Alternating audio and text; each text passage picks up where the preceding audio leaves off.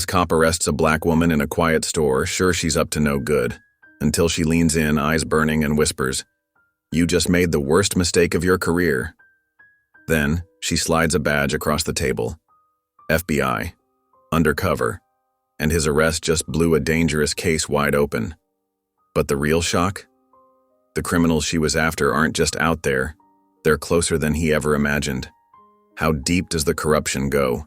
And when the truth comes out, will he be the one behind bars instead? Before we get into the story, comment below where in the world you are watching from today. The fluorescent lights of Walker's General Store hummed overhead as Sergeant Joe Calloway pushed through the glass door. A small bell chimed, announcing his arrival. The familiar scent of pine cleaner and fresh bread from the small bakery section filled his nostrils, mingling with the musty smell of cardboard boxes waiting to be unpacked. He'd been here countless times before, responding to Evelyn's calls about suspicious characters that usually turned out to be nothing more than ordinary customers going about their business.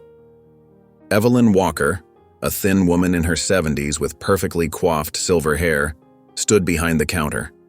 Her wire-rimmed glasses hung from a beaded chain around her neck, and her hands fidgeted with the edges of her worn blue cardigan. Her fingers, spotted with age, couldn't seem to stay still.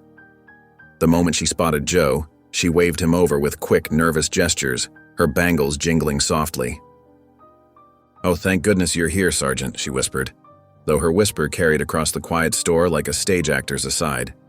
"She's over there in aisle 3, been looking at the same items for 20 minutes now, just standing there, reading everything." Joe's joints creaked as he straightened his back, fighting off the fatigue from a long day of routine patrols and paperwork. "Now, Evelyn, you know we've talked about this before," he said, keeping his voice low and professional, though exhaustion made the words heavy in his mouth. "People are allowed to browse." "But she's acting suspicious," Evelyn insisted, her thin lips pressed into a tight line, her face pinched with worry. "She picked up the same can 3 times and put it back. Who does that?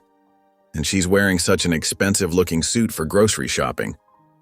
Joe suppressed a sigh and rubbed his temple where a headache was forming. His watch showed 8:32 p.m., and he could feel the pull of his empty house and the leftover meatloaf waiting in his fridge.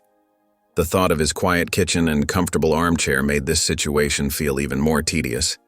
He should have been off duty 15 minutes ago, but here he was, dealing with another one of Evelyn's overreactions. He scanned the store, noting the few evening customers, an elderly man with arthritis-curved fingers examining produce, a teenage couple holding hands and giggling softly by the drinks cooler, and in aisle 3, exactly where Evelyn had indicated, a well-dressed black woman in her 30s. She wore a neat charcoal business suit that spoke of office meetings and corporate presentations, and was indeed studying the labels on various canned goods with careful attention. The woman's shoulders tensed slightly as she noticed his presence, though she continued reading the label in her hand, her manicured fingers gripping the can just a bit tighter. Joe recognized that subtle shift in posture. He'd seen it countless times before in his 27 years on the force. People getting nervous around cops, even when they weren't doing anything wrong. That instinctive tension that came from years of learned wariness. "I'll check it out," he told Evelyn, more to appease her than anything else. His boots squeaked against the freshly mopped linoleum as he made his way toward aisle 3, each step echoing in the quiet store. The fluorescent lights cast harsh shadows, making everyone look slightly suspicious, slightly guilty, their features sharp and unfamiliar under the artificial glare. As he approached, the woman glanced up. Her eyes met his directly, showing neither fear nor defiance, just a quiet dignity that made Joe feel suddenly self-conscious about why he was really there. Her composure made him uncomfortably aware of his own role in this scene. "Evening, ma'am," he said, his voice gruffer than he intended, the words falling into the familiar rhythm of authority. Years of protocol kicked in automatically, even as part of him wished he were anywhere else. "Everything all right here?" "Yes, officer," she replied calmly, holding up the can she was examining. Her voice was steady, professional, like someone used to boardroom presentations. "I'm just checking the sodium content. My mother has high blood pressure, and I'm trying to find the right products for her new diet. Her doctor was very specific about the guidelines." Joe nodded, feeling the weight of his badge and the absurdity of the situation settle heavily on his shoulders. Here he was, investigating someone for reading nutrition labels, playing out a scene that felt increasingly wrong with each passing second. The woman's explanation was simple, logical, and somehow made him feel like he was the one who needed to justify his presence. He shifted his weight, suddenly aware of how this scene might look to others in the store. A uniformed officer questioning a professional woman doing nothing more suspicious than grocery shopping. The teenage couple had stopped their conversation to watch, their joined hands tightening, and even the elderly man had paused his produce inspection to observe the interaction, a head of lettuce forgotten in his weathered hands. "Take your time," Joe finally said, the words tasting bitter in his mouth like day-old coffee. He could feel Evelyn's eyes boring into his back from the counter, probably expecting him to do more, to somehow validate her concerns. But what was he supposed to do? Arrest someone for being too thorough with their shopping? The ridiculousness of the situation settled over him like a heavy blanket, making his uniform feel too tight around the collar. The bell above the door let out a cheerful jingle as Joe stepped into Walker's general store. The bright fluorescent lights made the linoleum floors gleam, and the familiar smell of cleaning products and fresh bread filled the air. A few regular customers nodded in his direction, used to seeing the town's most senior sergeant making his routine checks. Before he could take more than 2 steps, Evelyn Walker hurried toward him, her thin frame moving with surprising speed for someone her age. "She's still here?" Evelyn whispered urgently, her wrinkled hand gripping Joe's sleeve. Her silver hair was perfectly styled, but her eyes darted nervously as she pointed toward the back of the store. "Been here almost 30 minutes just looking, walking up and down the aisles like she owns the place." Joe followed her gesture, his eyes landing on a black woman standing in the last aisle. She wore a crisp blazer and tailored pants that spoke of city sophistication, not their small southern town. Her clothes looked expensive, the kind you'd find in big city boutiques, not the local department store. What caught his attention wasn't her appearance so much as her demeanor. Most people, innocent or guilty, tensed up when a police officer arrived. This woman didn't even glance his way. Something about her composure made the hair on the back of his neck stand up. She moved with deliberate grace, examining items on the shelves as if she had all the time in the world. Her fingers traced along product labels with careful consideration, like someone who was studying rather than shopping. It wasn't criminal behavior, but it wasn't normal either, not in his experience. Joe straightened his uniform shirt and walked down the aisle, his footsteps echoing against the tile floor. The fluorescent lights buzzed overhead as he approached. The woman continued studying the shelves, seemingly absorbed in reading product labels. He cleared his throat, planting himself firmly in her line of sight. "Evening, ma'am. Mind if I see some ID?" His voice carried the authority of his 25 years on the force, the tone he'd perfected over countless similar encounters. The woman turned to face him, one eyebrow raised in a way that somehow managed to be both polite and challenging. Her dark eyes met his directly, unflinching. There was intelligence in that gaze, and something else, a quiet defiance that set him on edge. "And why would I need to show you that?" she asked. Her voice was smooth and controlled, with an edge of steel underneath. Joe felt a flicker of irritation build in his chest. People usually scrambled to comply when he asked for identification. Her calm resistance felt like a subtle challenge to his authority, and he didn't appreciate being questioned, especially not in front of the locals he'd sworn to protect. "Just a routine check," he replied, though even as the words left his mouth, he knew they weren't entirely truthful. There was nothing routine about responding to a call about a shopper who'd committed no crime. The familiar weight of his badge suddenly felt heavy against his chest. The woman, who he would later learn was Leah Carter, let out a measured breath. She reached into her handbag with deliberate slowness, her movements almost theatrical in their unhurried pace. Her fingers brushed past the leather exterior, but before retrieving anything, she paused, fixing him with a steady gaze that seemed to see right through him. "What's the charge, officer?" The question hung in the air between them, sharp and challenging. Joe felt his jaw tighten, and his hand instinctively moved closer to his belt. He had no charge. They both knew it. but her questioning made his skin prickle with defensive anger. 25 years on the force, and this woman was making him feel like a rookie who'd overstepped. The familiar certainty of his position began to crack under her steady gaze. The tension stretched until Joe's patience snapped like a dry twig. "Turn around. Hands behind your back." His voice came out harder than he'd intended, echoing off the store's walls. In one fluid motion, he grabbed her wrist and spun her around, the handcuffs clicking into place before she could protest. The cold metal made a familiar sound that usually gave him satisfaction, but today it left him with an uneasy feeling in his gut. A few customers stopped to stare, their faces showing a mix of confusion and discomfort. Some quickly looked away, pretending to be absorbed in their shopping. Evelyn watched from behind her counter, satisfaction evident in her thin-lipped smile. Throughout it all, Leah remained silent. She didn't struggle or argue as Joe led her toward the exit. Her face was a mask of composure, but her eyes, those sharp, knowing eyes, stared straight ahead, giving nothing away. The weight of the moment settled over him like a heavy blanket, and somewhere in the back of his mind, a small voice whispered that this arrest would come back to haunt him. The fluorescent lights of the booking area cast harsh shadows across Joe's face as he guided Leah Carter through the familiar process. His movements were mechanical, practiced from years of routine bookings, but something felt off. The woman's silence and composure set his teeth on edge. Most people he arrested showed some kind of emotion, anger, fear, desperation. But not her. She moved with a calm certainty that made him increasingly uneasy. "Stand here," Joe instructed, positioning her for the mugshot. His voice echoed slightly in the sterile room. Leah complied without a word, her dark eyes fixed straight ahead. The camera clicked, and Joe couldn't shake the feeling that she was studying him just as much as he was processing her. There was something calculating in her gaze that made the hair on the back of his neck stand up. In the interrogation room, the atmosphere grew even more tense. The small space felt cramped despite only having a metal table and 2 chairs. A single overhead light cast everything in shadows, but Leah's face remained perfectly composed.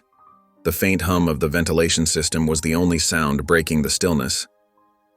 Joe sat across from her, the booking sheet in his hands making a soft, rustling sound as he reviewed the details, trying to focus on the familiar paperwork instead of his growing discomfort. Minutes ticked by on the wall clock, each second seeming longer than the last. The silence stretched between them like a rubber band ready to snap. Joe had interviewed hundreds of suspects over his decades on the force, but none had made him feel this unsettled. Something about her calm demeanor made him feel like he was the one being interrogated. Finally, Leah broke the silence. Her voice carried an edge of amusement that made Joe's jaw clench. A knowing smile played at the corners of her mouth as she spoke. "You just made the worst mistake of your career." Joe's fingers tightened around the clipboard, his knuckles turning white. The plastic crackled under his grip. He'd heard threats before, but something in her tone made this feel different. "And why is that?" he challenged, trying to maintain control of the situation, though his confidence was starting to waver. Leah leaned forward, her handcuffs clicking against the metal table. Her eyes locked onto his with an intensity that made him want to look away. The fluorescent light caught the steel in her gaze. "You'll find out soon enough." Before Joe could respond, the door burst open with enough force to slam against the wall, the sound echoing through the small room like a gunshot. Captain Robert Hayes stood in the doorway, his usually commanding presence now tinged with something Joe had never seen before: fear. The captain's face was ashen, his normally neat tie slightly askew, and beads of sweat dotted his forehead. "Joe, what the hell did you just do?" Hayes demanded, his voice tight with barely controlled panic. His hands were shaking as he gripped the doorframe. Joe stood up, confusion written across his features. The chair scraped loudly against the floor behind him. "Sir, The captain cut him off by holding up a manila file, his hand trembling slightly. Papers threatened to spill from its edges. "You just arrested a federal agent." The words hit Joe like a physical blow.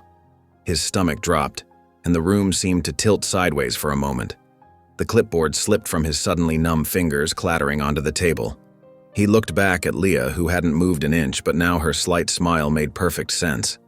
The composure, the confidence, the way she had handled herself, it all clicked into place with devastating clarity.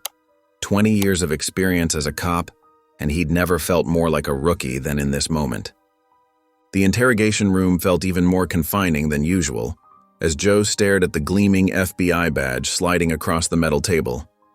The harsh fluorescent lights overhead buzzed faintly, casting a sickly glow on the official credentials now resting between them. Joe's throat constricted as a familiar sense of dread crept up his spine.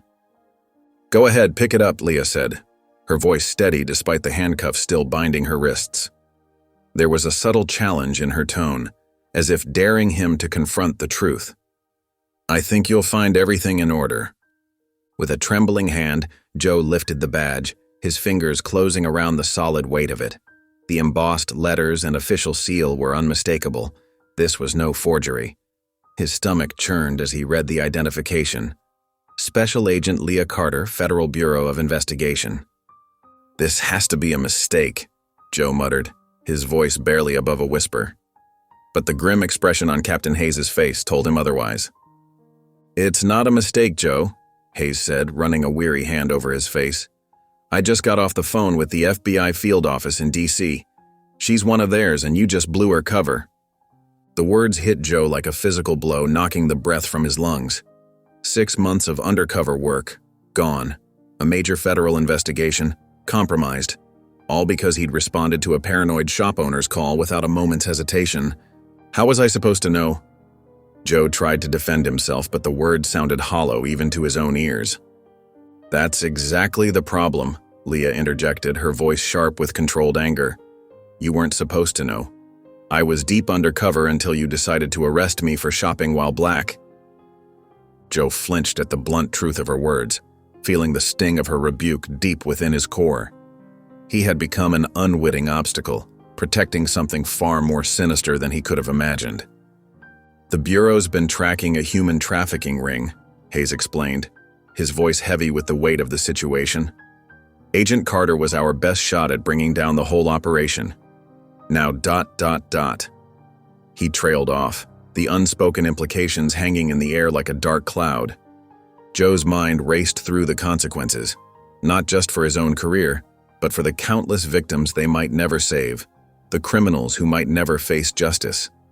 All because he had acted on instinct rather than reason, prioritizing order over true justice. "You think I'm your problem?" Leah leaned forward, her dark eyes boring into Joe's with an intensity that made him want to look away. "You have no idea who you just protected." The gravity of his mistake settled over Joe like a heavy blanket, chilling him to the core. In trying to maintain the system he had sworn to uphold, he had become an unwitting accomplice to something far more sinister than he could have imagined. The fluorescent lights hummed overhead in the interrogation room as Joe's fingers tightened around Leah Carter's FBI badge. His knuckles turned white from the grip, matching the color that had drained from his face. Sweat beaded at his temples as Captain Hayes' imposing figure filled the doorway, his jaw clenched so tight Joe could see the muscles twitch beneath his weathered skin. "You just compromised a federal case," Hayes growled, each word hitting Joe like a physical blow. His voice dropped even lower, rumbling with barely contained fury. "Years of work, gone, because you couldn't control yourself." Joe's mouth went dry, his tongue feeling like sandpaper. The badge felt heavy in his hands, like it was made of lead instead of metal, its golden surface catching the harsh overhead light. He glanced at Leah, still handcuffed to the chair, her posture straight despite the restraints. The composure that had irritated him earlier now made perfect sense, and it made him feel even more foolish. "It's not just my cover that's blown," Leah said, her voice as cold as winter rain. Her eyes never wavered from his face. "It's the entire operation. The people we were watching, they'll disappear now." She leaned forward slightly, her eyes boring into his, the metal handcuffs clinking against the chair. "And guess what, Sergeant? That's on you." Joe's face burned with humiliation, the heat crawling up his neck and into his cheeks. Anger bubbled up inside him, at himself, at her, at this whole mess. His hands shook as he set the badge down on the metal table with a soft clank. Leah studied him for a long moment, like she was deciding something important, her sharp gaze dissecting every micro-expression on his face. "You really don't get it, do you?" She tilted her head slightly, a strand of dark hair falling across her forehead. "Do you have any idea who you just protected?" "Enlighten me," Joe scowled, trying to hide how rattled he felt, his fingers drumming nervously against his thigh. "Judge Thomas Garrett." The name hit Joe like a punch to the gut. He felt his body go rigid, his breath catching in his throat, his heart stumbling over its rhythm. Judge Garrett? The man who'd mentored him for years? The respected judge who'd helped shape Joe's entire career? "That's impossible," Joe said, his voice hoarse and barely above a whisper. "Judge Garrett is a pillar of the community?" Leah cut in, her tone sharp enough to draw blood. "That's what everyone thinks. That's what he wants everyone to think." Her words carried the weight of certainty that made his stomach churn. Joe shook his head, feeling like the room was closing in around him. This couldn't be right. Judge Garrett had taught him everything he knew about upholding the law. The judge who'd invited Joe to family dinners, who'd guided him through difficult cases, who'd always stressed the importance of justice. The memories felt tainted now, like photographs starting to curl and yellow at the edges. "You're lying," Joe said, but his voice lacked conviction, the words hollow even to his own ears. "You're either blind," Leah replied evenly, "or you're afraid to see the truth." The words stung like acid, burning through his carefully constructed worldview. Joe pushed back from the table, the metal chair scraping against the floor with a harsh screech. Without another word, he stormed out of the interrogation room, nearly bumping into Hayes on his way out. The hallway seemed to spin around him as he walked, the familiar walls of the precinct suddenly alien and threatening. Judge Garrett? It had to be a lie.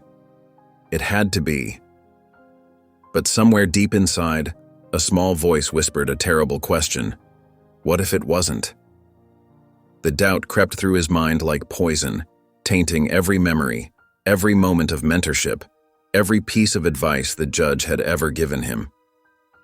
The morning sun streamed through the windows of the FBI field office in Atlanta, but it did nothing to warm the icy atmosphere inside. Leah Carter stood ramrod straight, her face a mask of controlled anger as she faced Special Agent Daniel Monroe. The office felt smaller than usual, cramped with tension and unspoken accusations. The ticking of the wall clock seemed unnaturally loud in the silence. Monroe's desk was covered in files, years of careful investigation now rendered useless. Coffee cups and scattered sticky notes testified to countless late nights of work. He glared at Leah, his face red with frustration. "You're off the case," he said, each word sharp as a knife. Leah's fingers curled into fists at her sides, her knuckles white with tension. "That's a mistake," she said, keeping her voice steady despite the rage building inside her. All those months of work, all those connections she'd built, gone because of one small-town cop's prejudice. She could feel her career crumbling around her. Monroe slammed the case file shut with a bang that echoed through the office. Several papers fluttered to the floor. No, the mistake was trusting a local cop wouldn't screw up our entire operation. He stood up, towering over his desk, his tie slightly askew. "Do you have any idea how many resources we've wasted? How many victims we could have saved?" Back in Harrison County, Joe Calloway sat at his desk, staring into his fourth cup of coffee as if it might hold answers. The events of the previous night played over and over in his mind like a bad movie. The dark circles under his eyes betrayed his sleepless night, and his wrinkled uniform showed signs of his restless tossing and turning. Captain Hayes appeared beside him, his presence causing Joe to jump slightly, spilling a few drops of coffee. "The FBI pulled Carter off the case," Hayes said quietly, glancing around to make sure nobody was within earshot. His weathered face showed concern. "The whole thing is dead." Joe's stomach churned with guilt. He'd ruined this woman's career, all because he'd acted without thinking, without questioning why he was really making that arrest. The coffee suddenly tasted bitter in his mouth, and he pushed the cup away with trembling fingers. Hayes leaned in closer, his voice dropping to barely above a whisper. His cologne couldn't quite mask the smell of stale cigarettes. Leah Carter was right about one thing, though. We just let monsters walk free. The captain's words sent a chill down Joe's spine. Later that morning, Joe looked up from his paperwork to see Leah walking through the station one last time. She moved with purpose, her head held high despite everything that had happened. Her heels clicked against the linoleum floor, drawing curious glances from other officers. As she passed his desk, she stopped. Her eyes met his, and Joe saw something there that made him uncomfortable. Not anger or hatred, but a deep, knowing sadness. The kind of sadness that comes from seeing the truth and being powerless to act on it. "You don't believe me now," she said quietly.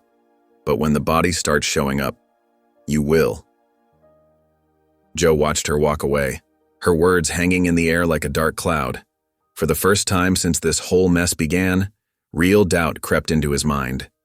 The confidence in her voice, the sadness in her eyes, the way Hayes had spoken about monsters walking free, it all left him with an uneasy feeling he couldn't shake. He found himself wondering if he'd been so focused on following procedure that he'd missed something vital.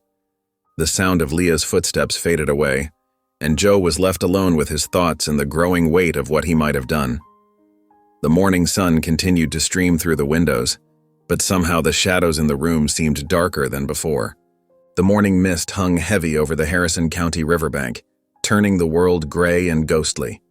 Officer Luis Martinez's boots crunched through frost-covered leaves as he made his way down the muddy slope, responding to an anonymous tip about suspicious activity near the water. The bitter cold bit through his uniform jacket, making him wish he'd grabbed an extra layer before heading out. His flashlight beam cut through the fog, dancing across bare tree branches and thorny undergrowth. The weak winter sun hadn't yet risen high enough to penetrate the thick blanket of fog that clung to the riverside. Something caught his eye, a flash of pale color that seemed out of place among the browns and grays of the winter landscape. Martinez's heart started pounding as he moved closer, his training warring with his growing sense of dread. "Oh God," he whispered, his breath visible in the cold air. There, partially hidden by fallen leaves, lay a young girl. Her skin was nearly blue, her dark hair tangled with river weeds. Bruises marked her neck and wrists, telling a story of violence that made his stomach turn. Martinez stumbled backward, fumbling for his radio with trembling hands, nearly dropping it in his haste. "Dispatch, this is Officer Martinez. I need backup at the South Riverbank. And send the coroner." His voice cracked slightly on the last word. 20 minutes later, Joe Calloway's patrol car crunched to a stop on the gravel access road. He could already see the flashing lights through the trees, cutting red and blue slashes through the morning fog. His muscles felt tight as he grabbed his coffee cup, but it provided no warmth against the chill that had nothing to do with the weather. The steam rising from the cup disappeared into the misty air, carrying with it the familiar comfort of his morning routine. Martinez met him at the top of the embankment, his usual energetic demeanor replaced by something darker. "Sergeant, you need to see this." His young colleague's face was ashen, the morning's horror evident in his eyes. Joe followed Martinez down the slope, his boots sliding slightly on the wet ground. Crime scene techs were already setting up floodlights, pushing back the darkness. The harsh, artificial light cast long shadows across the scene, creating a surreal tableau of activity against the foggy backdrop. But nothing could have prepared Joe for what waited at the bottom. The girl couldn't have been more than 16. She lay on her side, one arm stretched out as if reaching for help that never came. Her clothes, what was left of them, were expensive. Designer labels, the kind of things a teenage girl would save up for, or maybe receive as gifts from someone with money to spare. A delicate gold bracelet still clung to one wrist, its charm dangling uselessly in the mud. Joe's coffee cup slipped from his suddenly numb fingers, splashing across his shoes. He barely noticed. Because there, stark against her pale skin, were the marks. Ligature wounds on her wrists, defensive bruises on her arms, signs of repeated trauma that matched, detail for detail, the reports Leah Carter had shown him in the interrogation room. The evidence was like a physical blow, shattering his carefully maintained denial. "When the bodies start showing up, you will..." Leah's words hit him like a physical blow. He'd dismissed her warning as the bitter words of a federal agent whose case he'd ruined. But now, standing in the cold morning air, watching frost form on the victim's eyelashes, the truth was impossible to ignore. "Sergeant?" Martinez's voice seemed to come from far away, echoing through the fog. "Are you okay?" Joe wasn't okay. Nothing about this was okay. His mind raced back through years of similar cases. Young girls from troubled homes, runaways, all dismissed as tragic but isolated incidents. How many times had Judge Garrett presided over these cases, steering investigations away from certain leads, ensuring key evidence was suppressed? How many times had Joe himself helped bury the truth without realizing it? The girl's vacant eyes stared past him, as if accusing him of his willful blindness. All those years, he'd taken pride in following orders, in not questioning the system. But what if the system itself was rotten? What if every commendation, every pat on the back from Judge Garrett had been part of something darker? For the first time in his career, Joe Calloway felt the foundations of his beliefs crack. What if Leah Carter had been right all along? And if she was right about this, what else had he been wrong about? The weight of 2 decades of certainty began to crumble around him. The sound of more vehicles arriving pulled him back to the present moment, tires crunching on gravel above. But the question remained, burning in his mind like acid. What if Leah was right? And more importantly, what was he going to do about it? Joe Calloway's office felt smaller than usual as he sat hunched over his desk, the harsh fluorescent lights casting shadows across the crime scene photos spread before him. The young girl's face stared back at him, peaceful almost, if not for the bruises that marked her skin. His coffee had gone cold hours ago, forgotten as his mind raced with unwelcome connections. The clock on the wall ticked away mercilessly, marking each moment of his growing dread. "It can't be," he muttered, but his hands were already pulling open his filing cabinet. The metal drawer scraped loudly in the quiet office as he began digging through old case files. One after another, he laid them out, creating a timeline of tragedy that stretched back years. His weathered fingers trembled slightly as he arranged each folder with methodical precision. Maria Rodriguez, 15, reported missing 3 years ago. Case dismissed due to lack of evidence. Sarah Thompson, 16, African American, disappeared last summer. File marked probable runaway. Jessica Martinez, 14, vanished 6 months ago. Case closed within a week. Each file told the same story of institutional indifference, each dismissal a knife in his gut. Joe's hands trembled as he flipped through page after page. The pattern emerged like a nightmare coming into focus.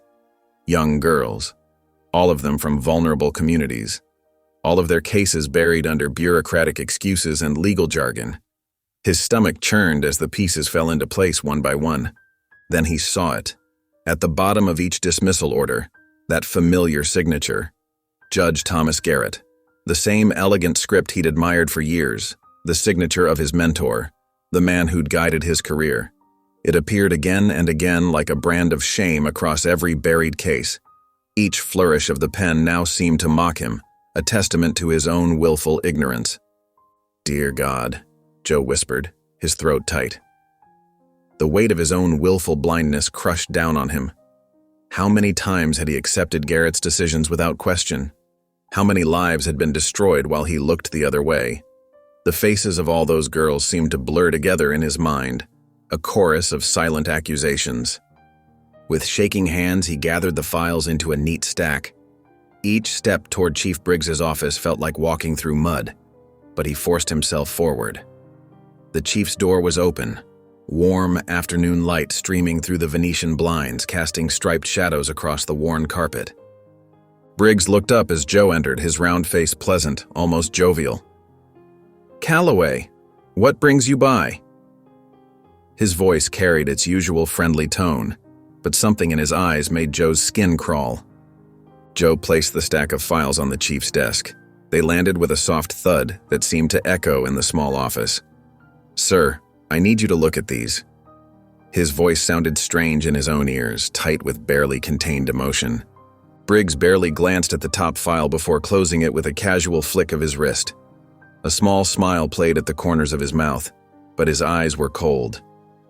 "I'd let this one go, Calloway, for your own good."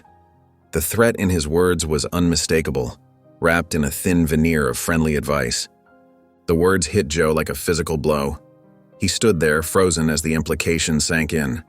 The chief's smile, the casual dismissal, the warning in his tone, it all clicked into place. This wasn't ignorance. This wasn't bureaucratic oversight.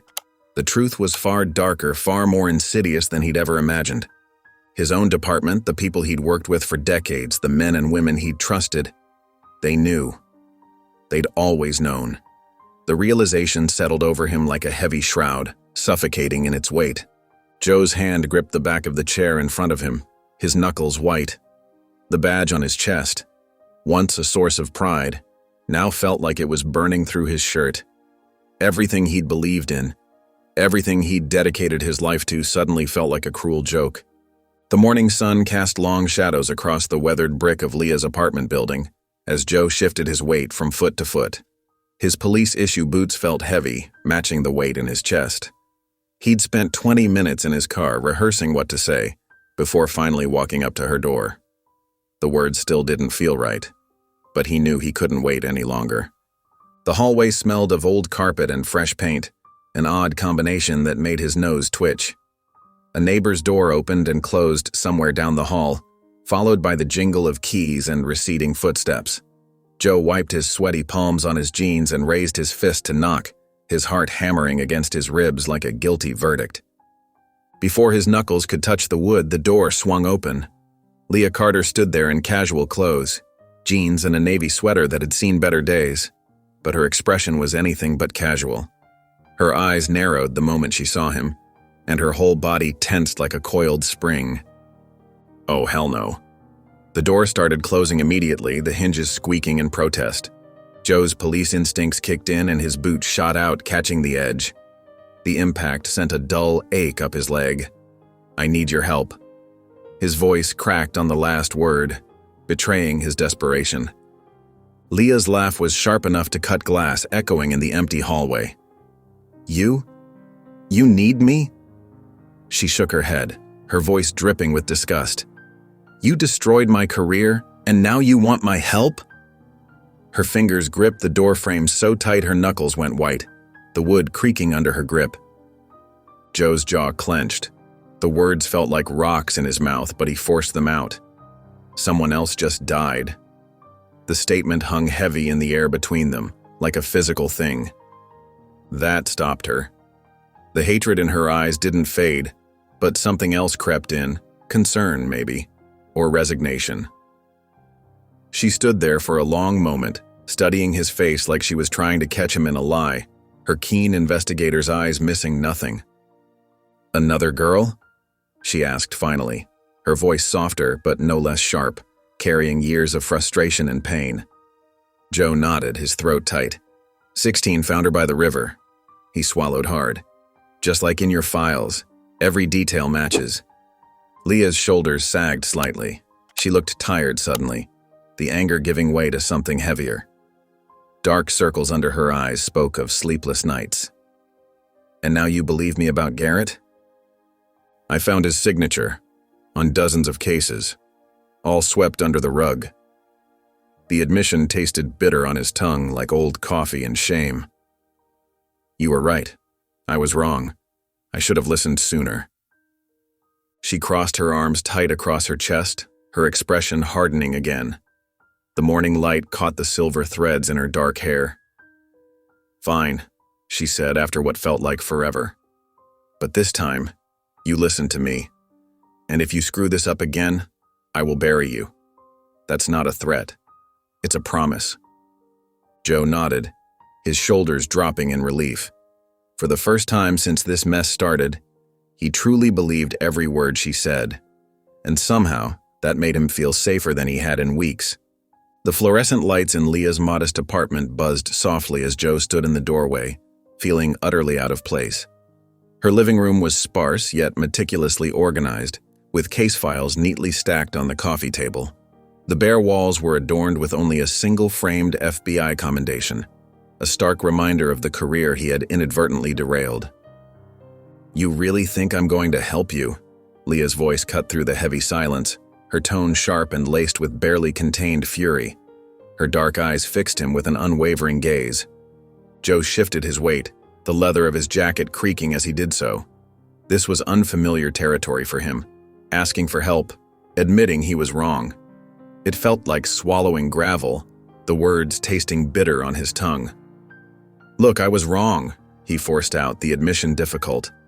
But a girl is dead, and more are going to die. You're the only one who knows how to stop this. Leah remained motionless, her arms crossed tightly against her chest. The ticking of a wall clock filled the uncomfortable silence between them, as Joe could see the wheels turning behind her eyes, weighing his words against her deep-rooted distrust. Finally, Leah sighed heavily, rubbing her temples with her manicured fingers. Fine, she said, her voice weary. But let's get one thing straight. I'm calling the shots. If you screw this up again, I will not cover for you. Joe gave a stiff nod, his jaw clenched. After 25 years on the force, here he was, taking orders from someone else. But the haunting image of that dead girl by the river flashed through his mind, and his pride suddenly seemed insignificant. Leah moved to the coffee table and gestured to the neat stacks of files. Let's see what you've got, Calloway. Joe watched as she pulled more files from a locked drawer, thick manila folders stuffed with photos, reports, and sticky notes in her precise handwriting. She had continued investigating, even after being pulled from the case. These weren't official FBI files. This was her personal crusade, pursued in secret. As he flipped through the pages, Joe's stomach churned. The scope of what Leah had uncovered was staggering. Detailed timelines of missing girls, financial records showing suspicious transfers through shell companies, photos of meetings between people he had trusted his entire career, including Judge Garrett. The evidence was overwhelming. All this time, while he had been dismissing Leah as a troublemaker, she had been piecing together a massive criminal enterprise right under his nose. She had seen the truth while he had been too blind or too afraid to see it. Joe looked up from the files to find Leah watching him, her expression unreadable. For the first time, he truly saw her, not as an obstacle or a threat, but as someone who had been fighting alone for justice while he had helped the real enemies walk free. The realization hit him like a physical blow. Leah was never the enemy. He was. The kitchen clock ticked past midnight as Joe hunched over his worn oak table, the single desk lamp casting long shadows across scattered papers and photographs. Coffee cups, long empty, littered the surface, their brown rings staining important documents. His eyes burned from hours of reading, but he couldn't stop, not when he was finally seeing the truth. "This can't be real," he muttered, running his hands through his graying hair. His wedding ring caught the dim light as he dragged his fingers across his scalp. But the evidence was right there in black and white. Bank statements, property deeds, shell companies, all leading back to one man, Judge Thomas Garrett.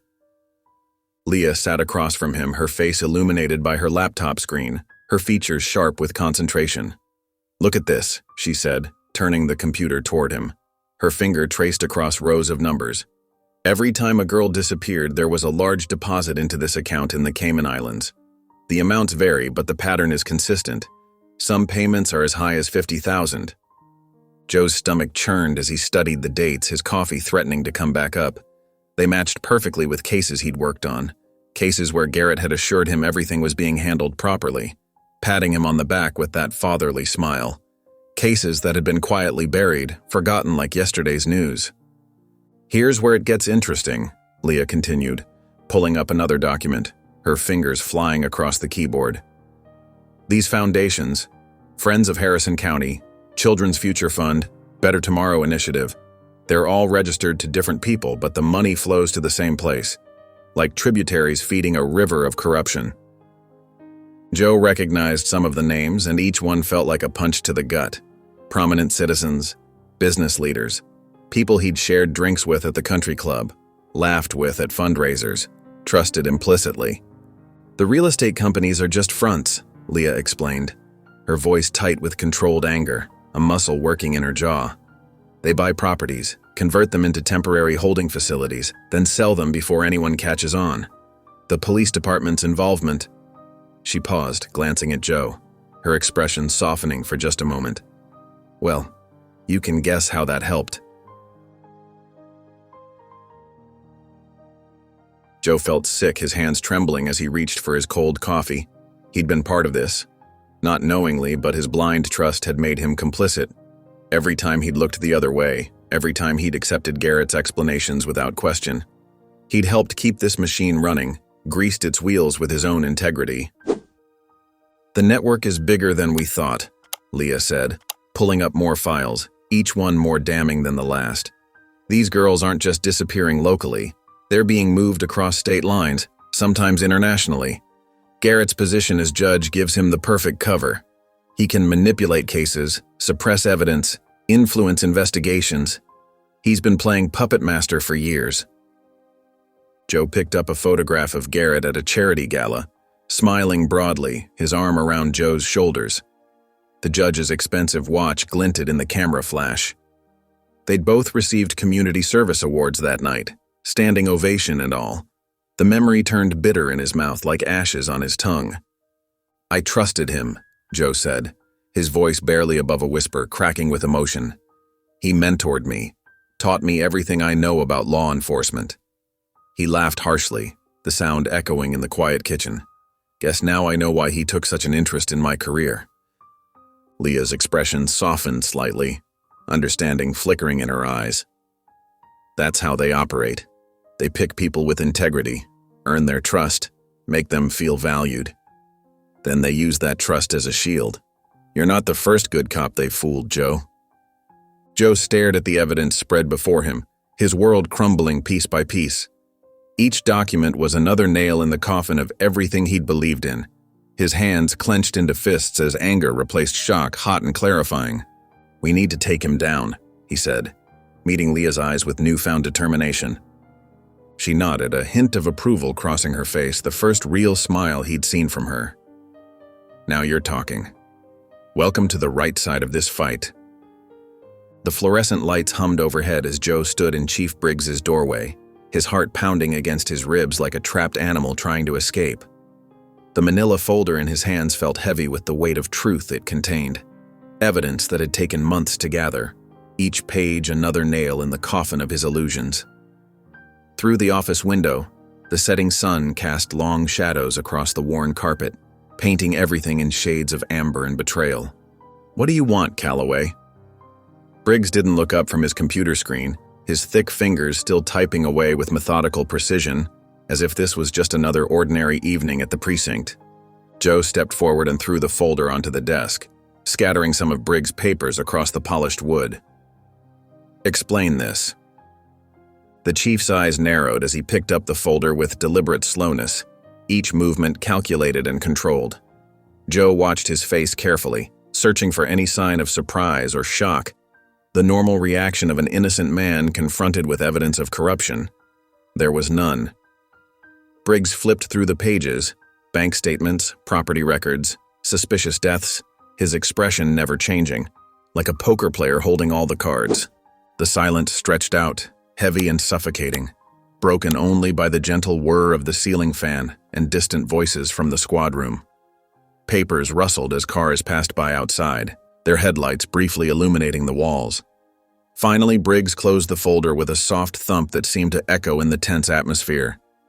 I'd let this one go, Calloway, he said quietly, leaning back in his chair, the leather creaking beneath his weight. For your own good. The words hit Joe like a physical blow, leaving him winded. His mouth went dry, tongue sticking to the roof of his mouth. Are you threatening me? Briggs folded his hands on top of the folder, his gold wedding ring catching the light like a winking eye. His face remained calm, almost friendly, but his eyes were cold as winter frost. I'm giving you a chance to walk away. Joe's fingers curled into fists at his sides, nails biting into his palms. 25 years on the force, serving with pride and dedication, and now his own chief was telling him to ignore evidence of human trafficking. His voice came out rough like sandpaper against wood. You knew. All this time you knew what Garrett was doing. Joe, Briggs spoke his name like a parent addressing a stubborn child, with that particular mix of patience and condescension that made Joe's blood boil. "You're a good cop. Don't throw away everything you've built here. Think about your pension. Think about your reputation." "My reputation?" Joe barked out a harsh laugh that held no humor. "What about all those girls? What about justice?" "Justice?" Briggs shook his head slowly, a sad smile playing at his lips. "You still don't get it, do you? The system works exactly how it's supposed to work. People like Judge Garrett keep the machine running smooth. Sometimes that means looking the other way." Joe felt sick, bile rising in his throat. All these years he'd thought he was serving justice, protecting the innocent. But he'd just been another cog in a corrupt machine, turning blindly while people suffered. "Walk away," Briggs repeated, his voice soft but firm. "Take a vacation. Clear your head. When you come back, this folder will be gone, and we can all move forward."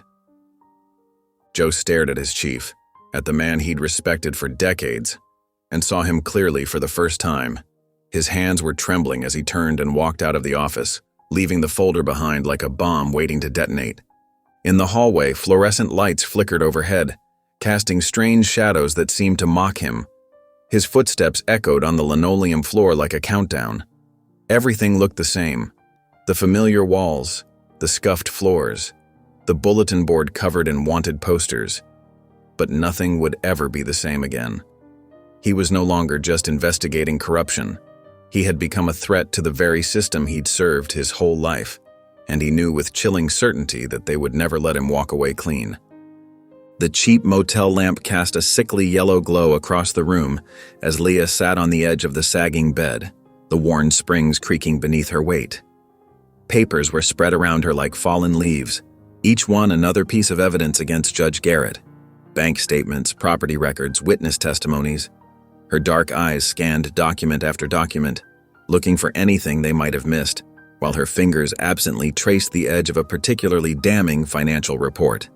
The sudden buzz of her phone made her jump, scattering a few papers to the floor. She grabbed it, checking the caller ID. Unknown number. Her pulse quickened. "Carter," she answered, her voice professional despite her exhaustion and the late hour. A voice she didn't recognize, deep and distorted, spoke two simple words. "Check the news." The line went dead with an ominous click. Leah's hand trembled slightly as she reached for the TV remote, her throat suddenly dry. The ancient television flickered to life with a static crackle, its screen showing a perfectly coiffed news anchor with a serious expression, her red blazer practically glowing under the studio lights. "Breaking news tonight," the anchor began, her voice crisp and authoritative, her expression grave. "Former FBI agent Leah Carter is under investigation for serious allegations of corruption. Sources within the Bureau claim Carter accepted bribes in exchange for covering up criminal activity during her time as an agent. Multiple witnesses have come forward." Leah's stomach dropped like a stone. The remote slipped from her fingers, clattering on the cheap laminate flooring. On screen, her FBI ID photo stared back at her, an older shot that made her look harsh, unfriendly. She barely recognized herself in that stern-faced woman. A sharp knock at the door made her flinch, her hand instinctively moving toward her weapon. "Leah?" "It's Joe." She crossed the room in 3 quick steps, her bare feet silent on the thin carpet, checking the peephole before letting him in. Joe's face was grim as he entered, his eyes immediately drawn to the TV where the news anchor was still talking about the shocking allegations and ongoing investigation. "They just buried me," Leah said, her voice barely above a whisper, thick with disbelief. She sank onto the bed, her shoulders slumping under the weight of what this meant. "Everything I say now, every piece of evidence I bring forward, they'll say it's all lies from a corrupt agent. They'll paint me as a desperate criminal trying to save herself."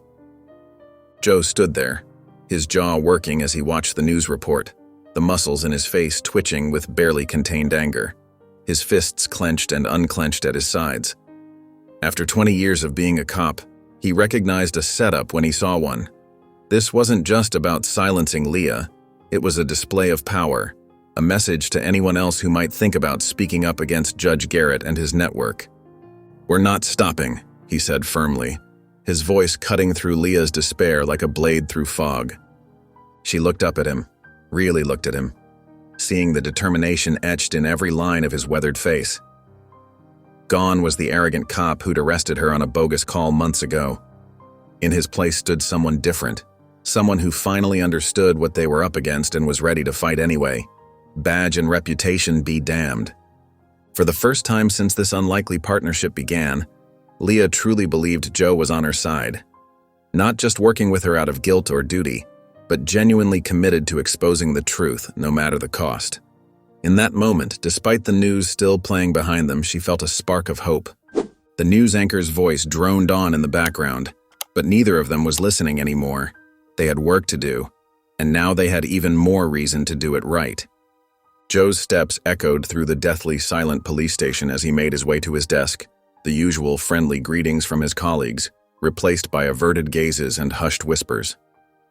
The isolation weighed heavily on his shoulders. These were the people he'd trusted, worked alongside for years, yet now they seemed to shrink from his presence. Deputy Frank Miller, Joe's old friend, stepped out of the break room, his usual warm smile nowhere to be seen. Instead, a look of worry and guilt etched across his features as he blocked Joe's path. "Walk away, Joe," Frank muttered urgently. "This isn't worth it." Joe stared at his friend, the realization dawning that Frank was no longer an ally, but part of the very corruption he'd been oblivious to all this time. The betrayal cut deep, leaving Joe's throat tight with emotion.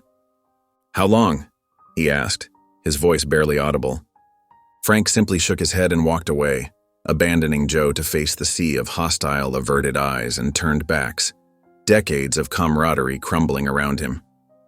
But Joe's resolve only hardened. If they thought this would break him, they were sorely mistaken.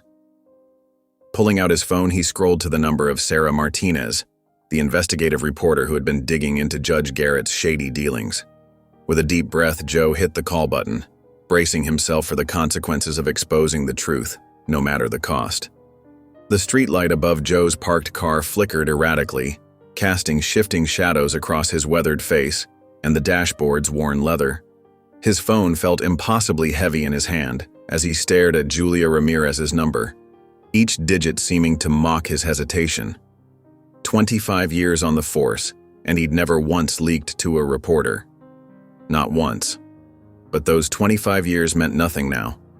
Not after what he'd discovered in those files. Not after seeing the truth with his own eyes. He thought about Leah, her promising career destroyed because she dared to tell the truth about what she'd uncovered. He thought about that dead girl they'd found by the river last week, her vacant eyes empty and accusing, her story forever silenced.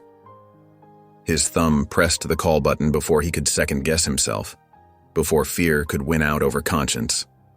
3 rings echoed in his ear, then a crisp, professional voice answered. "Julia Ramirez." "It's Sergeant Joe Calloway." His voice came out rougher than he intended, scratchy with tension and guilt. A weighted pause followed. "Well, this is unexpected.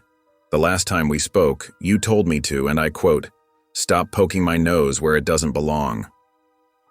Her words carried a hint of amusement mixed with wariness. Joe winced at the memory of their last encounter. "Things change." "Do they?" Her tone was skeptical but interested, like a cat spotting movement in tall grass. "I have information about Judge Garrett, about corruption in Harrison County." The words felt like betrayal in his mouth, bitter and sharp, but he forced them out anyway. "You sure you want to do this?" Julia's voice had lost its edge, replaced by genuine concern that made his chest tighten. Joe's grip tightened on the phone until his fingers ached. "I don't have a choice anymore." He took a deep breath and began talking.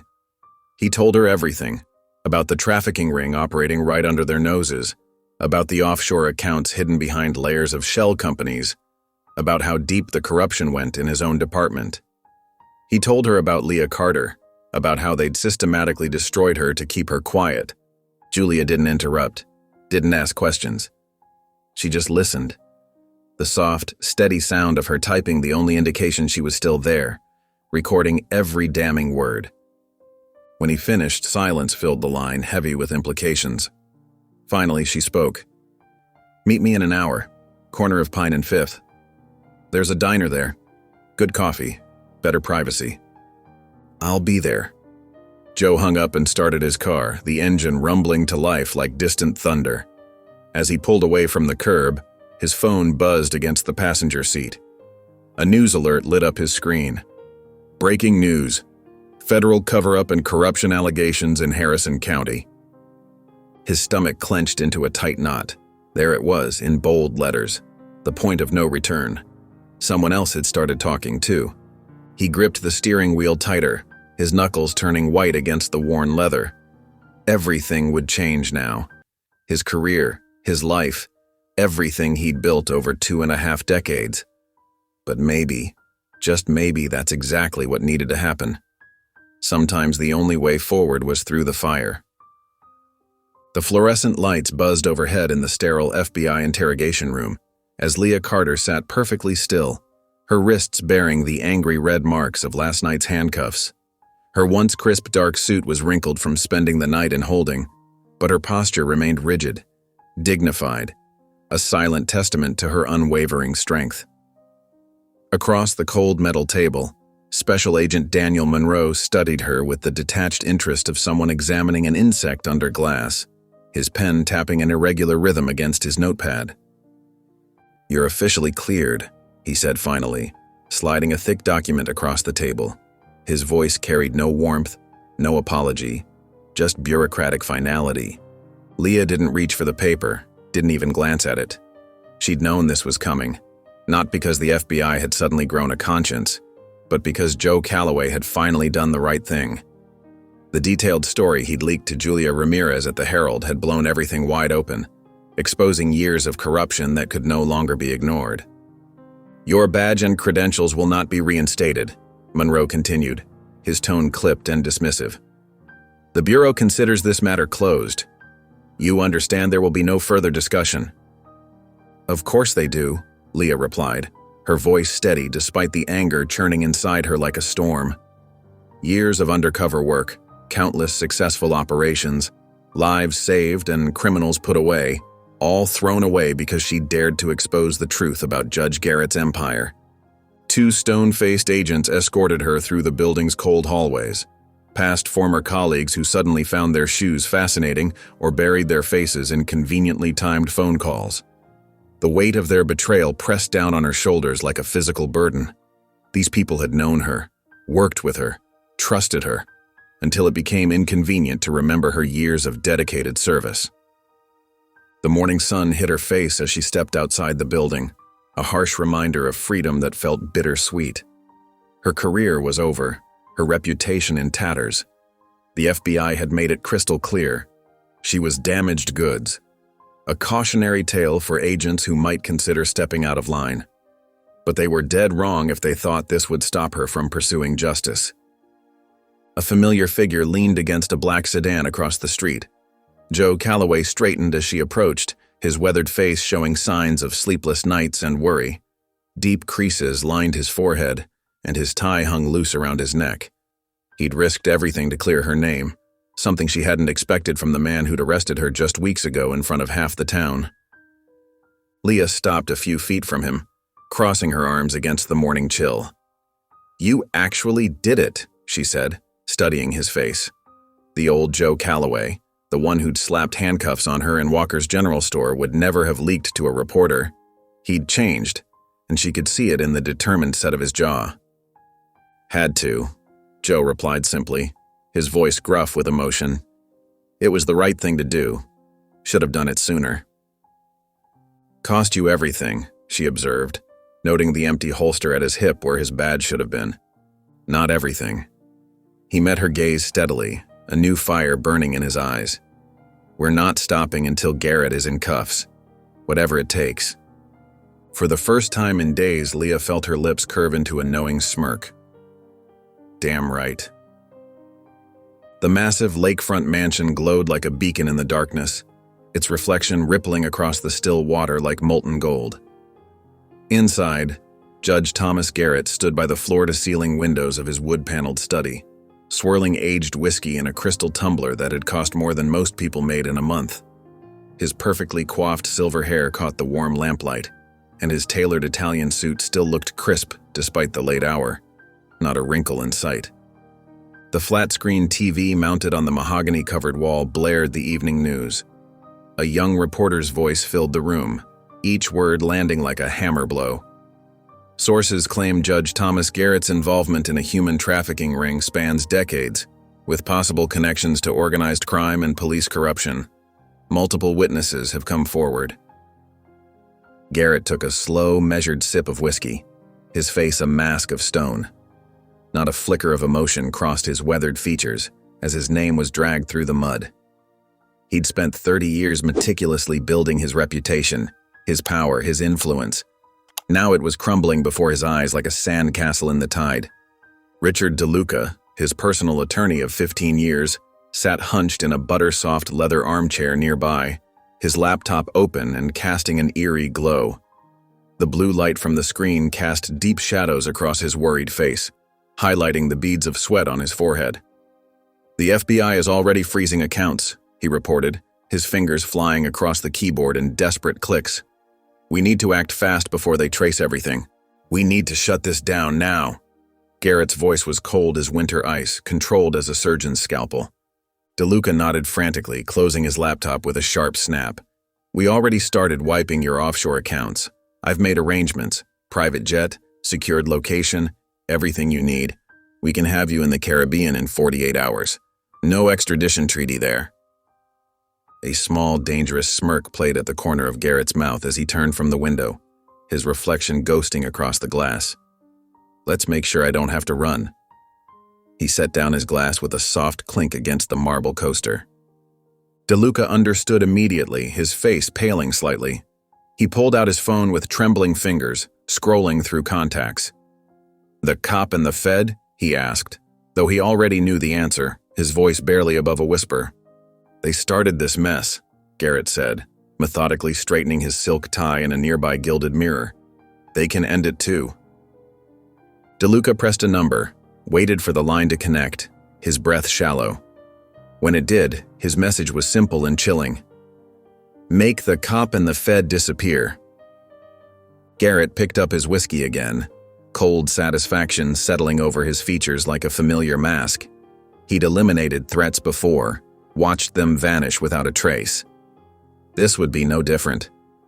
Calloway and Carter had no idea who they were dealing with, or what he was capable of when cornered. The sound of shattering glass jolted Joe awake.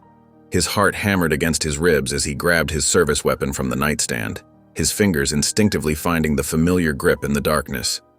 The weight of the gun steadied his trembling hands, its cold metal a reminder of countless similar situations.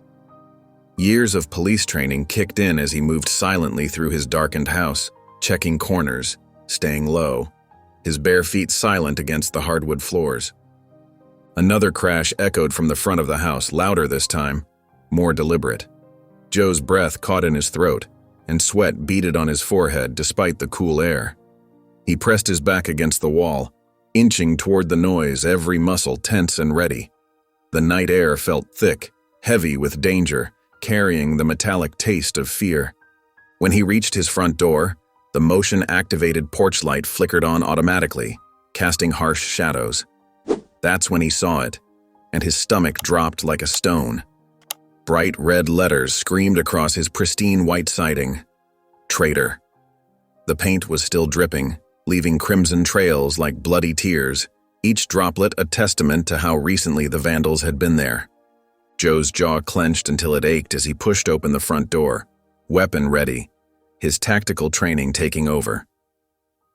The cool night air hit his face as he stepped onto the wooden porch, the boards creaking softly beneath his weight. His eyes darted left and right, scanning the shadows that seemed to pulse with hidden threats. His patrol car sat in the driveway, and even in the dim light, he could see all 4 tires were flat, the rubber methodically slashed with precision that spoke of calculated revenge rather than random vandalism. Footsteps crunched on gravel, followed by low laughter that made the hair on Joe's neck stand up and his grip tighten on his weapon. A voice called from the darkness, dripping with malice and bitter amusement. "You're done, Calloway." Joe recognized that voice instantly, and the recognition felt like a punch to the gut. It belonged to someone who'd shared coffee with him countless mornings at the station, someone who'd backed him up on dangerous calls, someone he'd trusted with his life more times than he could count. Movement caught his eye, and a figure emerged from the shadows at the edge of his property, moving with confident purpose. Frank Miller stepped into the harsh glow of the porch light, his face hard and unfamiliar, twisted into something cold and dangerous. This wasn't the friend Joe had known for 15 years. This was someone else entirely, a stranger wearing his friend's face. "Walk away, Joe," Frank said, shaking his head slowly, his badge gleaming dully in the artificial light. His voice carried a note of what almost sounded like genuine concern, like a friend giving advice. "You won't survive this." Joe stood straighter, squaring his shoulders against the weight of this betrayal. The bitter taste of disloyalty filled his mouth, but his voice came out steady and strong, carrying across the yard like a challenge. "Watch me." The defiance in those two words hung in the air between them, a final bridge burning in spectacular fashion. Frank's expression darkened, something dangerous flickering in his eyes before he melted back into the shadows, leaving Joe alone with the dripping red letters that marked him as a dead man walking in his own department, the paint still running like fresh wounds on his pristine white siding. The morning sun filtered through the coffee shop windows, casting long shadows across the worn linoleum table where Joe sat waiting. His hands wrapped around a cooling cup of black coffee, his third of the morning. The familiar scent did nothing to calm his nerves, and his stomach churned with a mix of caffeine and anxiety. The local diner had been their meeting spot for years, father and son sharing breakfast before shifts, swapping stories over pie and coffee. When Ethan walked in, Joe's heart clenched. His son wore his rookie police uniform with pride, but his face was hard, unforgiving. The sight made Joe's chest ache. He remembered teaching him how to ride a bike, coaching his little league games, staying up late helping him study for the police academy entrance exams. Now, Ethan looked at him like he was a stranger. Worse, like he was a criminal. "What the hell are you doing, Dad?"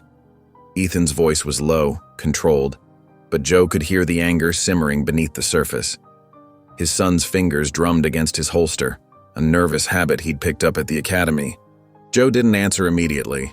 Instead, he reached into his worn leather briefcase and pulled out a manila folder, sliding it across the scratched tabletop. Coffee cups clinked at nearby tables, and the morning regulars chatted about weather and sports, oblivious to the tension crackling between father and son. The elderly couple by the window, the construction workers at the counter, their normal morning routines continued while Joe's world fell apart. Ethan stared at the folder like it might bite him. Finally, he opened it, his jaw tightening as he read. Page after page of evidence, bank statements, witness testimonies, photographs.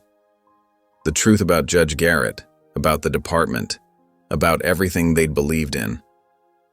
Joe watched his son's face change as reality sank in, saw the moment denial turn to horrified understanding. His son's hands began to shake, then clenched into fists, crumpling the paper edges. With a sudden movement, he slammed the folder shut. The sound made nearby customers jump, and conversations stuttered to awkward halts before resuming in hushed tones. "You're turning your back on the people who raised you," Ethan spat, his voice trembling with rage. "These people, they're family. They trained me, supported me, believed in me. Captain Rogers was at my graduation. Sergeant Miller taught me everything I know about patrol work." Joe shook his head slowly, his heart breaking. "No, son. I'm exposing the people who used us, who used you. Everything they taught us about honor, about protecting people, it was all a lie." He reached out, trying to bridge the gulf between them, but Ethan recoiled from his touch. Ethan shoved his chair back so hard it scraped against the floor. He stood, towering over the table, his face flushed with anger and shame. The morning light caught his badge, making it gleam. "You're a disgrace," he said, each word precise and cutting. "You're not my father anymore." Joe sat there, unable to move as his son stormed out of the coffee shop. The bell above the door jangled harshly, and then silence fell. Other customers quickly looked away, pretending they hadn't witnessed the scene. The waitress hovering nearby with a coffee pot retreated to the kitchen, giving him space to collect himself. Joe stared at his cold coffee, feeling the crushing weight of isolation press down on his shoulders. Everything he'd built, everything he'd believed in, everyone he loved, all of it was crumbling away. The badge he'd worn with pride for 30 years now felt like it was burning a hole in his pocket. His phone buzzed against the table. Leah's name flashed on the screen. "I found Garrett," her message read. "Let's end this." Joe's fingers tightened around the phone, and despite everything, a spark of determination flickered in his chest. Maybe he'd lost his son, but he could still make things right. The evening shadows crept across the walls of Leah's safe house as Joe stepped inside, his body aching from the earlier attack. The room smelled of coffee and determination, with papers scattered across every surface and a large map dominating one wall. Red strings crisscrossed between photos, creating a web of corruption that led to one man. Empty takeout containers and energy drink cans littered the small desk, evidence of their relentless investigation. Leah looked up from her laptop, her eyes widening slightly at Joe's appearance. Dark circles under her eyes matched his own. "You look like hell. You should see the other guy." Joe attempted a smile, but winced as his split lip protested. His ribs screamed with each breath, but he wouldn't give them the satisfaction of showing weakness. The bruises on his face were already turning a deep purple. Leah stood up, her movements precise and focused. She brushed aside a stack of surveillance photos and pointed to a spot on the map, tapping it with her finger. "We found him." Joe moved closer, studying the location, the pain momentarily forgotten. The map showed a sprawling estate outside Savannah, Georgia. Satellite photos revealed a compound surrounded by thick woods and high walls. Security checkpoints dotted the perimeter like angry red dots. "Shell Company owned this place for years," Leah explained, pulling up documents on her laptop. Her fingers flew across the keyboard, bringing up more evidence. Perfect hideout, remote, defensible, and completely off the books until now. Joe leaned in, examining the security details. Guard rotations, camera positions, entry points. His stomach tightened as he counted the number of armed personnel. The faces in the surveillance photos were all too familiar. "These aren't just security guards," he muttered, his jaw clenching. "These are mercenaries." And he pointed to several familiar faces, each one a betrayal. "Those are cops. Our cops." "This isn't just an arrest," Joe said, his voice heavy with the weight of realization. "This is a war." Leah nodded grimly, running a hand through her disheveled hair. "Garrett's got his own private army. Local police, hired guns, probably even some federal agents on his payroll. We go in there, we're outnumbered and outgunned." Joe straightened up, ignoring the stabbing pain in his side. He pulled out his phone, staring at it for a long moment before dialing. The number belonged to someone he hoped still had a conscience, someone who might remember what it meant to wear the badge with honor. Captain Hayes answered on the third ring. "Calloway." "I know you're still on the right side of this," Joe said without preamble, "even if you're scared. Are you in?" The silence stretched so long Joe thought Hayes had hung up. The soft hum of the air conditioning filled the tense quiet. Then, finally, the captain's voice came through, steady and clear. "Tell me when and where." Joe ended the call, feeling adrenaline surge through his battered body. This was it. The final fight was about to begin, and there would be no turning back. The full moon cast an eerie glow over Garrett's sprawling estate, its manicured lawns stretching into darkness like a vast green ocean. Joe crouched behind a thick hedge, his heart pounding against his Kevlar vest, sweat trickling down his back despite the cool night air. Beside him, Leah checked her weapon one final time, her movements precise and controlled, her face a mask of fierce concentration. Captain Hayes and 4 trusted officers spread out along the perimeter, their faces grim with determination, weapons at the ready. Through his night vision binoculars, Joe counted the mercenaries patrolling the grounds. 8 men, maybe more, moving with military precision, their automatic weapons held close to their chests. Inside the mansion's grand windows, he could see Garrett's silhouette, casually sipping whiskey like a man without a care in the world, his arrogance evident even from this distance. "Ready?" Leah whispered, her breath visible in the cold night air, her eyes locked on their target. Joe nodded, his jaw clenched tight. Now. The first wave of their attack moved like clockwork, a dance they'd rehearsed countless times.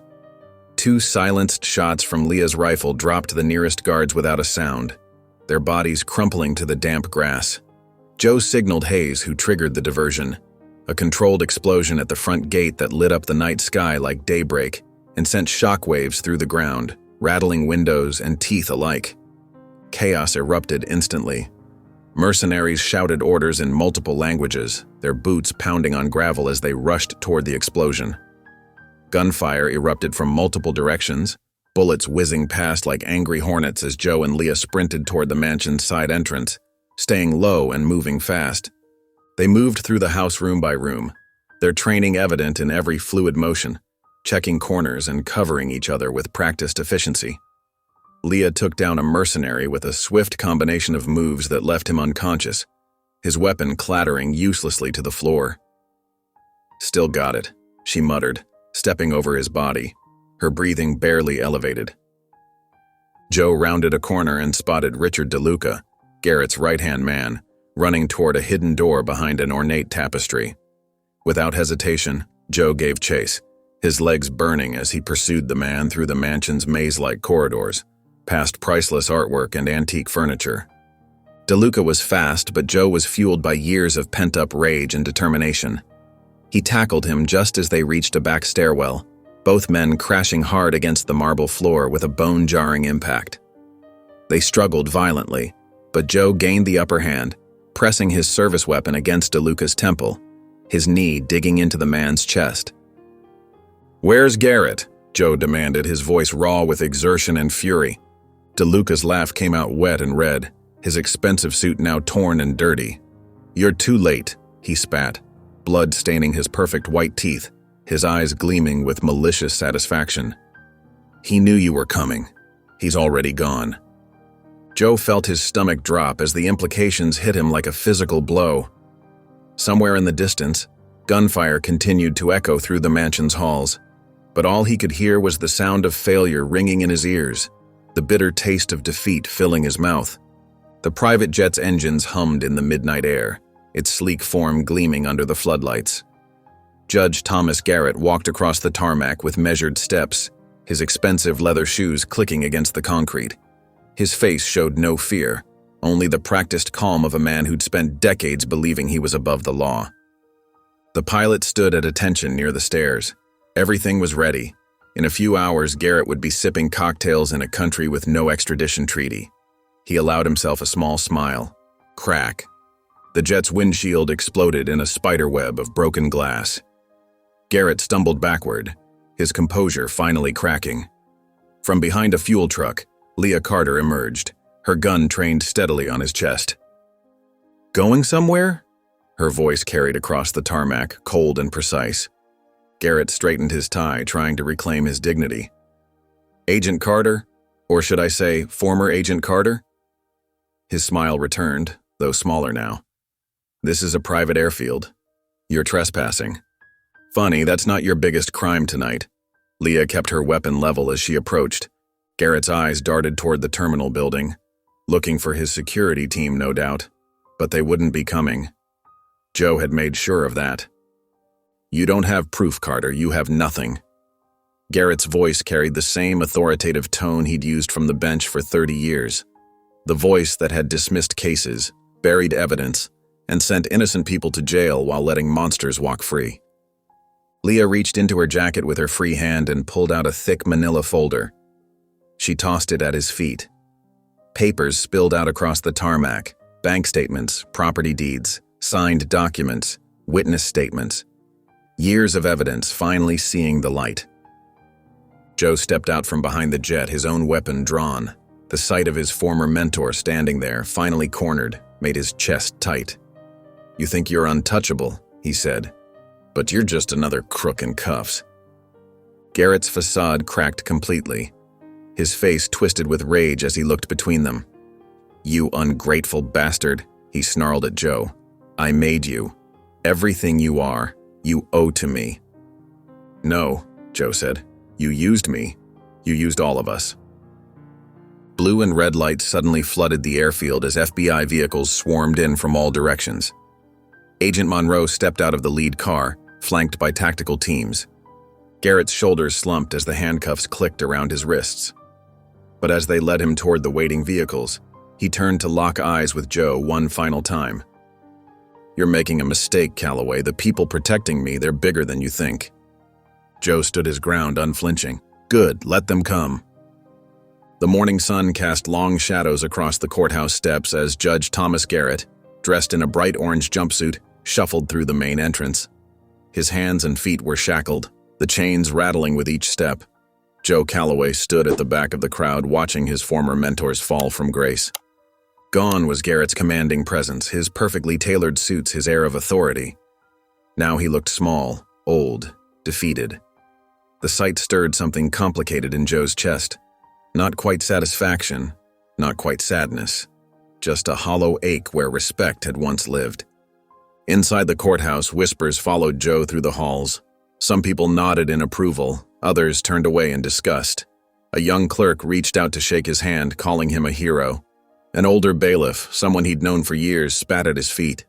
The news spread like wildfire through Harrison County. More arrests followed. 3 senior officers, 2 county officials, even a church leader who'd helped launder money. Each revelation hit the community like a physical blow. People struggled to believe that such evil had existed right under their noses. Some residents left flowers on Joe's porch. Others threw rocks through his windows.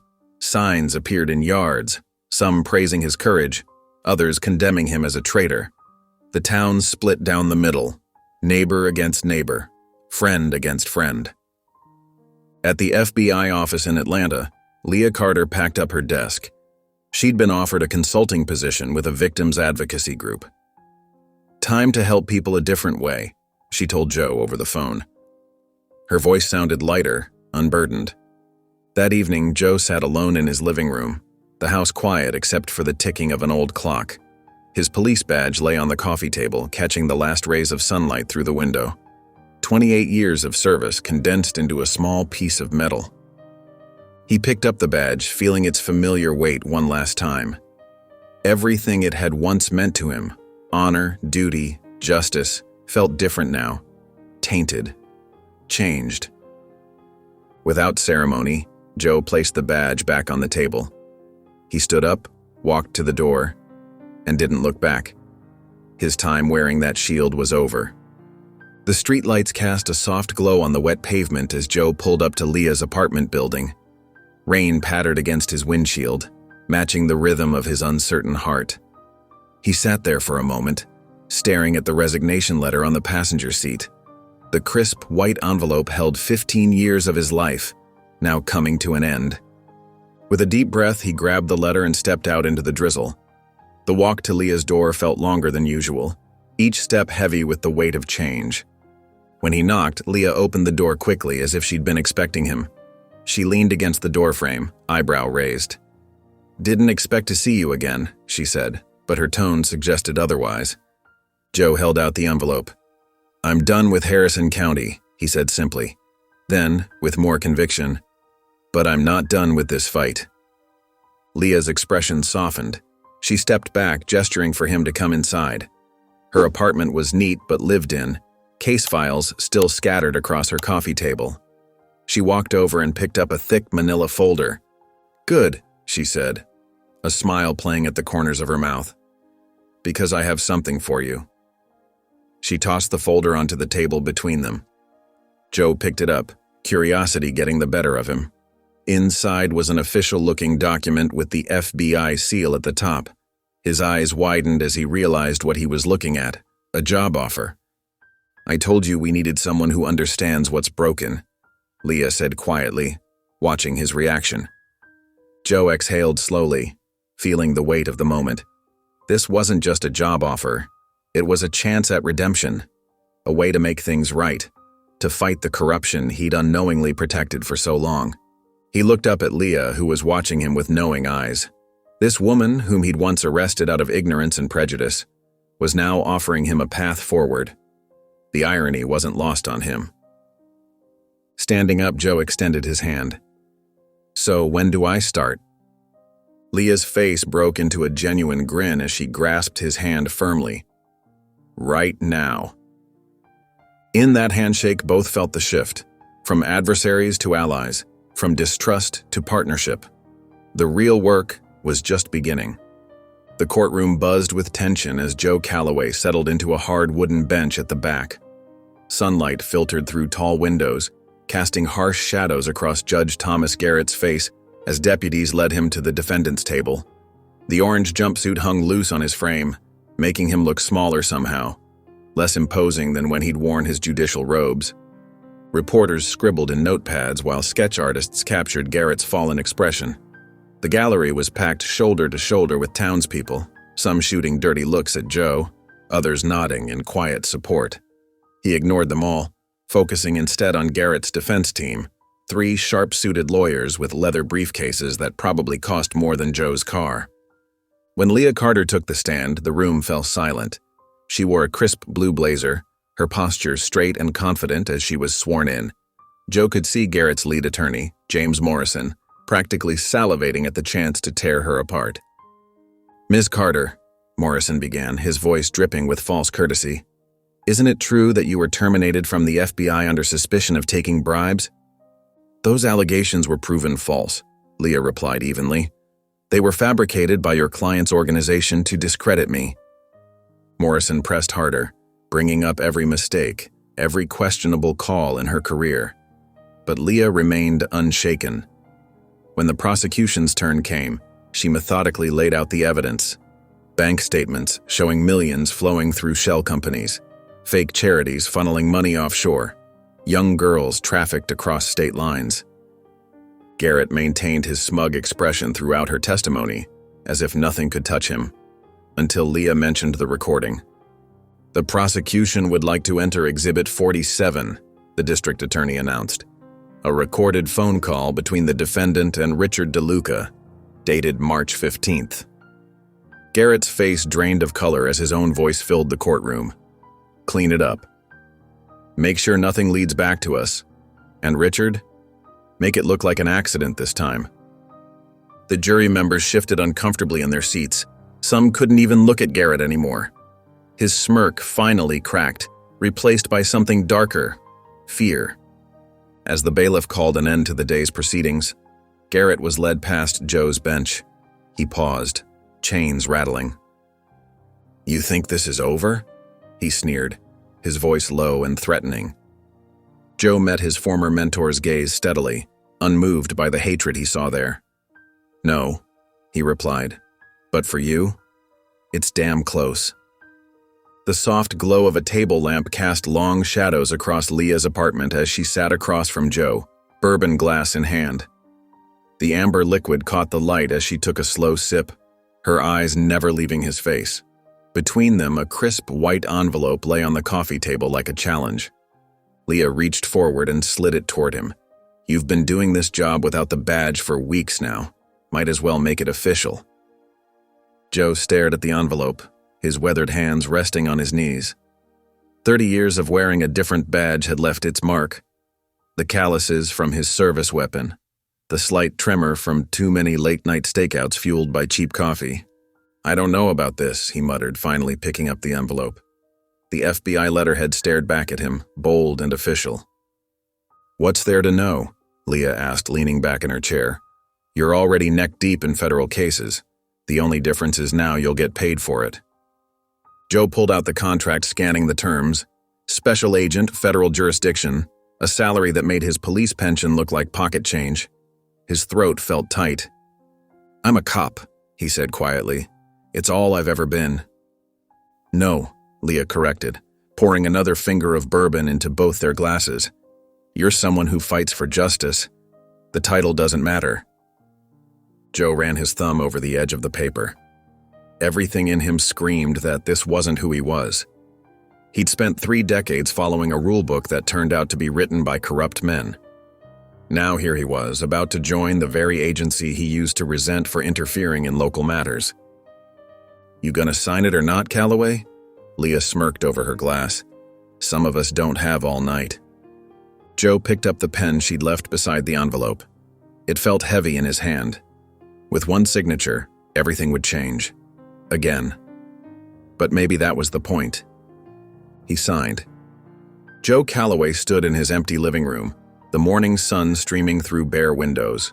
The walls, once covered with family photos and police commendations, were now stripped clean. Dust outlines marked where frames had hung for decades.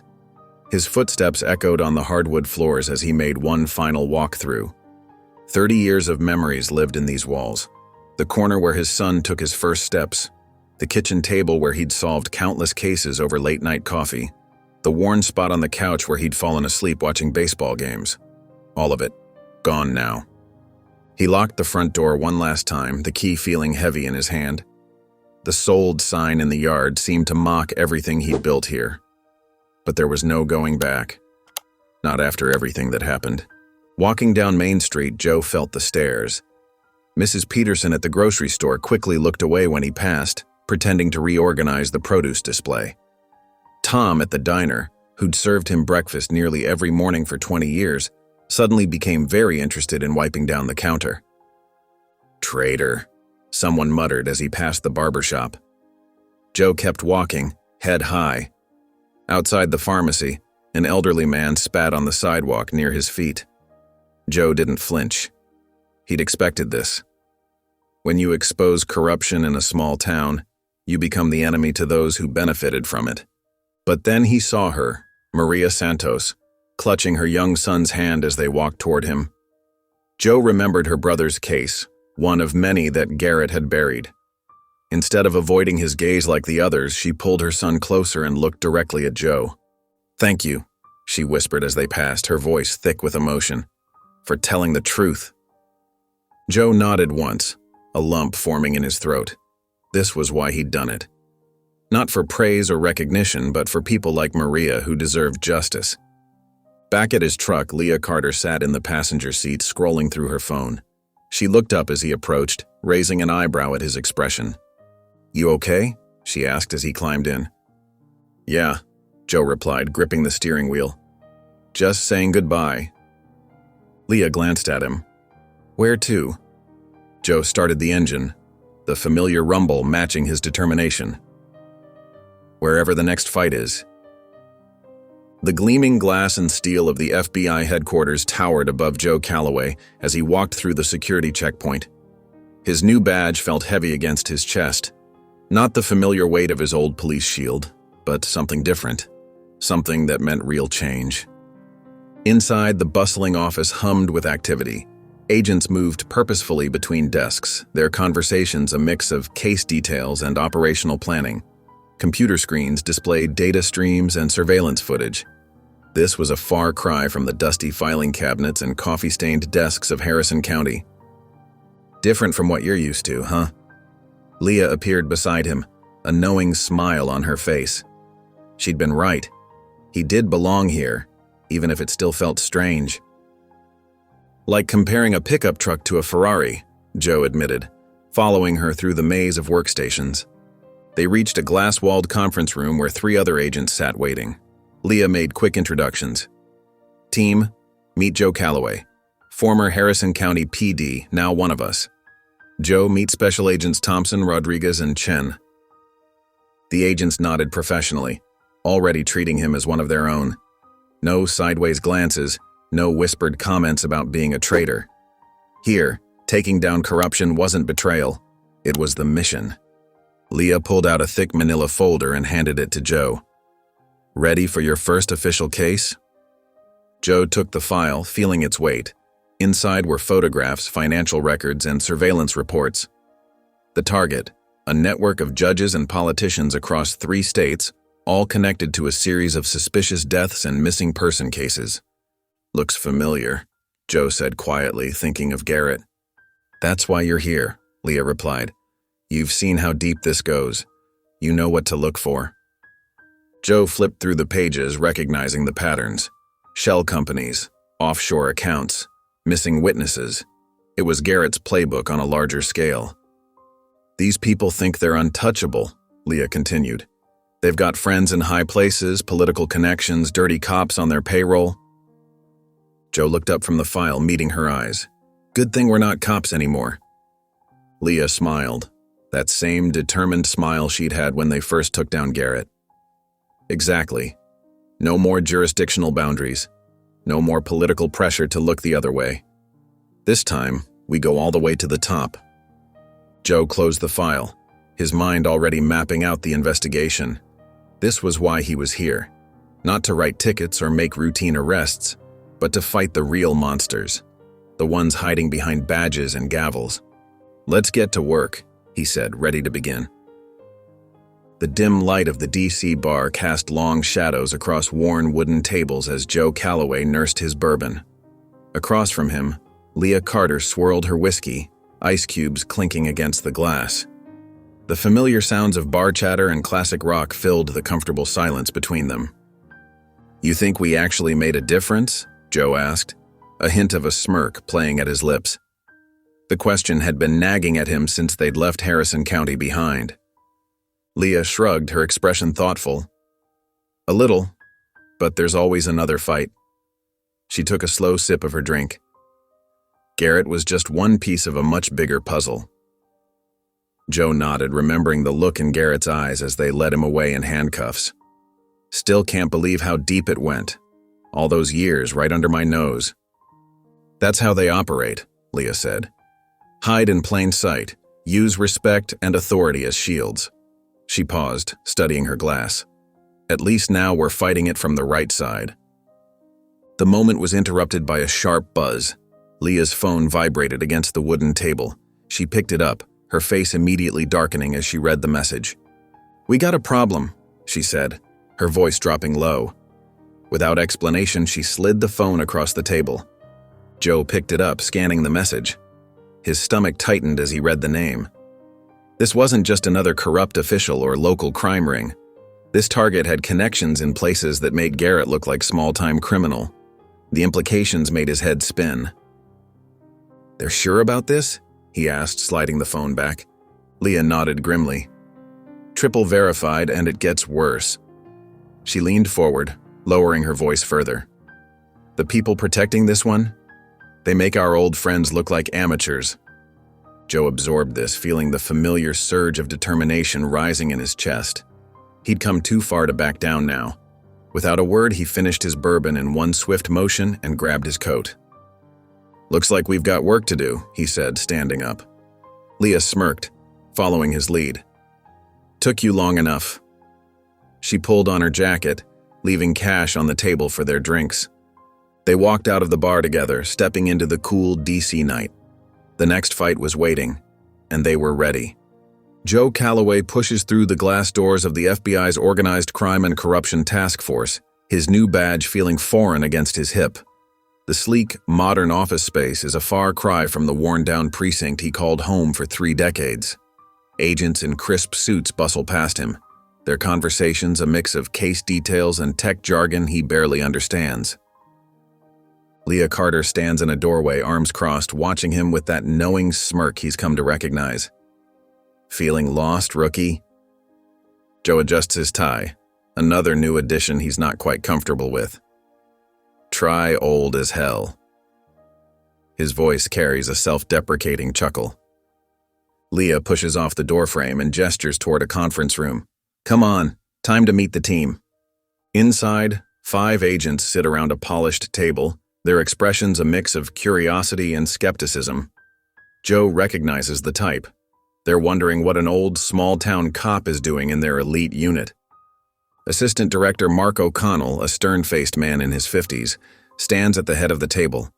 He drops a thick manila folder with a heavy thud. Welcome to your first case, Calloway. Hope you weren't looking for an easy one. Joe flips open the file and his stomach tightens. Senator William Trask's photo stares back at him. Distinguished, powerful, untouchable. The charges listed beneath make his blood run cold. Money laundering, racketeering, ties to organized crime. But what really catches his attention are the names of the law enforcement officials allegedly protecting him. He exhales slowly, feeling the weight of what they're up against. It's like Judge Garrett all over again, but this time the stakes are higher, the players are bigger, the consequences more severe. The meeting continues as O'Connell outlines their strategy, but Joe's mind is already racing. He's seen this before. Powerful men who think they're above the law, protected by a network of corrupt officials. Only this time, it's not just a small-town judge, it's a United States senator. When the briefing ends, Joe stays behind, studying the evidence board. Photos, financial records, and connection maps cover every inch. This isn't just about one corrupt man. It's about an entire system designed to protect criminals at the highest level. Leah appears beside him, her presence now familiar and oddly comforting. "You good?" Joe clenches his jaw, his resolve hardening. "Let's bring the bastard down." Joe's footsteps echo in the empty hallway as he unlocks the door to his new DC apartment. The space is bare, functional, a bed, a desk, some basic furniture the FBI arranged for him. No family photos, no familiar coffee stains on the counter, nothing that speaks of a life lived. He drops his keys on the kitchen counter and loosens his tie, the weight of the day settling on his shoulders. The Senator Trask case files are spread across his mind like crime scene photos, each detail more disturbing than the last. His phone buzzes in his pocket. Joe pulls it out, expecting Leah with more case details. Instead, an unknown number flashes on the screen. His thumb hovers over the message for a moment before opening it.